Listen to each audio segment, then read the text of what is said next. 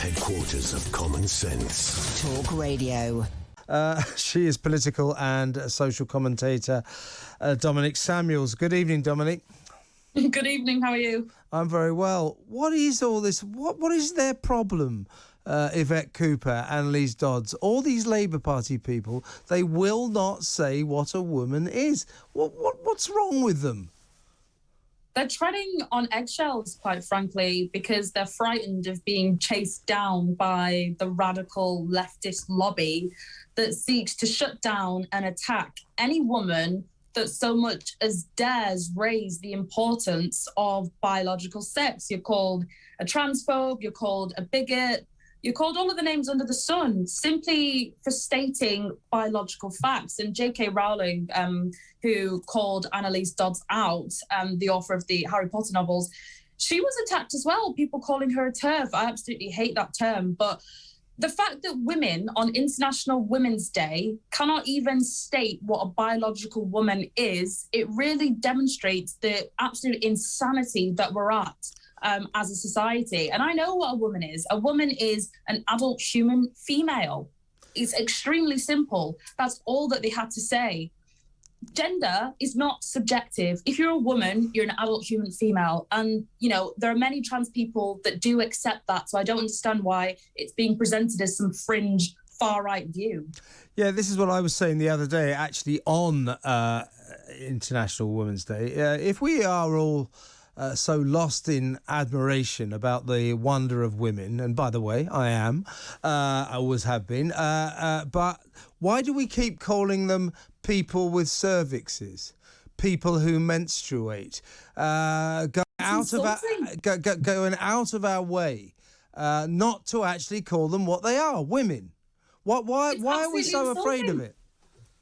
Well, I'm sorry. I think this is probably going to upset a few people, but it seems that the reason we're doing this is to not upset a large group of men, biological men, I'm afraid. That's what this is. Women have fought for their rights for centuries, to be given rights from men, you know, the right to vote, the right to have bodily autonomy. And again, we're having to fight for what the definition of a woman is from people who are overwhelmingly biological men. Over 70% of those that identify as another gender are biological males who don't undergo gender reassignment surgery. So they have male anatomy. Those are just facts. It feels like we're going round and round in a circle where men are telling women what to do. And it's even gone as far as telling women what an actual woman is. It's really insulting. Yeah, I mean, you know, as far as I'm concerned, live and let live. Whatever you want to do, whatever makes you happy, you live your life in that way. So trans women, I'm all for them. Good luck to you all. Same here. But you know, and if it makes you happy, then I support you all the way. But it does seem that because of what they want, we go down these strange avenues where women, you know, biological women are not acknowledged. I found out a story last week, we covered it on Talk Radio, that in the past, you'll like this, Dominic, in the past in the NHS, all women patients between the age of 15 and 50 that went into hospital for x-ray had to be asked by the doctors, are you pregnant? A very sensible thing to do because an x-ray can damage an unborn child. They've changed that directive to all patients. So basically blokes have to be asked whether or not they're pregnant. So, you know, you've got, and I was talking to a couple of doctors and they're really upset about it because they've actually complained and they've said, we just feel stupid asking some great big burly builder with tattoos and a beer gut, are you expecting a baby? But that's how crazy we've got. It's just not sensible, is it?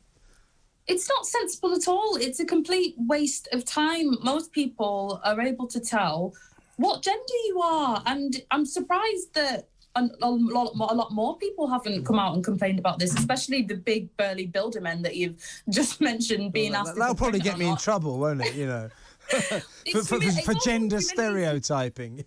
Yeah, I mean, yeah. It's also humiliating for the doctors as well, like you said, that have to ask those types of ridiculous questions. But I think with regards to this and with regards to the incident with J.K. Rowling, there's quite a sinister underbelly to this, because she also mentioned the Scottish Gender Recognition Act. Oh yeah. I've been doing some quick reading through this, and it's changed the age of which you can apply to have your gender legally recognised from 18 to 16. You don't need to have any sort of consultation with the doctor about legally changing your gender for the rest of your life. Yep. You don't need to undergo any sort of surgery, and you only have to live as your chosen gender for 6 months. Yeah. And we know that the vast majority of these applicants will be biological men. What is that doing to women's rights? It's eroding them completely. See, absolutely, and they don't require psychiatric reports anymore, which I think is a really bad omission. It's unscientific as well. Because you have to find out what kind of people, I'm sure that most of these people who want to transition are genuine, and they deserve to do what they want to do. But some might be vulnerable people who just make a kind of impulsive decision that might change the rest of their lives. And you have to be careful about that. So I agree with you about this Scottish Gender Act. But what I feel about trans women is, again, I'm very happy to treat them as women, to call them she, and to absolutely acknowledge that they want to be women, and I will treat them as women. But what they also want me to do, many of them, is to say that they were always a woman. That they were born a woman, and I'll even go along with that, but I won't believe it because it's not true. They are not biologically women. Their chromosomes are not female, and it is the request or the demand on their part for us to jettison scientific biological truth that annoys me. It's I'm not going to do it, and I'm sure you're not otherwise, because it's just not the facts.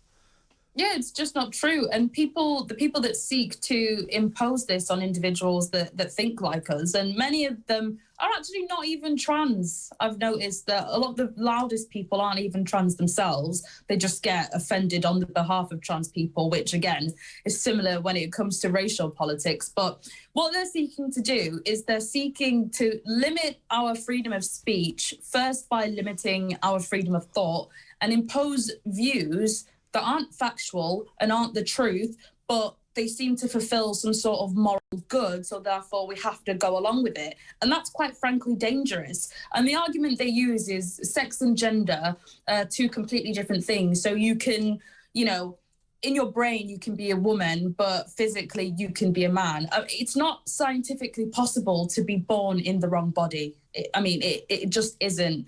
And sex and gender go hand in hand. There are things that impact female and male behavior that have something to do with biology. For example, men are stronger, men are more physical because they have more testosterone. Women are more so caregivers because, we have estrogen and we can carry babies and things like that. There are a lot more scientific things that these people sort of don't want to talk about. And again, that seeks to erase what being a woman is. And I love being a woman. I think it's special. Yes, you're an excellent example of womanhood, Dominique. Thank you. But yeah, that's what I just they say that when a child is born, we traditionally view their sex as a binary issue. They're a male or a female, and they say, oh, but it's much more complicated than that. Well, biologically, I'm afraid it isn't. There may be people who really do feel they were born in the wrong body. They have body dysmorphia, and I have every sympathy for them. But biologically, when a child is born, it's a binary issue. That is the science of it, and that's what I won't accept being told that is not true, because it is true, and I think you agree with me. Yeah, of course. And also, we have to remember, the vast majority of people actually do not have gender dysphoria. They don't feel as though they were born in the wrong body. Many people, many children will grow up perfectly fine with how they are. For example, my nephew, I have a little nephew at the moment. He is around women all of the time. He has his little sister with him. Naturally, he gravitates towards cars and doing more physical things in the garden. Naturally, she wants to walk around in these little plastic heels and play with her mum's makeup. You know, a lot of children just naturally do gravitate to those sorts of things, and we should let children do that. And if it turns out that my nephew perhaps was into more girly things, you know, let them explore that, but don't impose your own idealism and your own worldview onto children. It's dangerous. Yeah, we've got to be very careful there. Dominic, I missed you. I'm glad we got you back at last, and we'll talk again next week. Good talk. Hot talk. Bold talk. Talk radio. Listen on your smart speaker. Watch it live on your smart TV. The world headquarters of common sense. Talk Radio.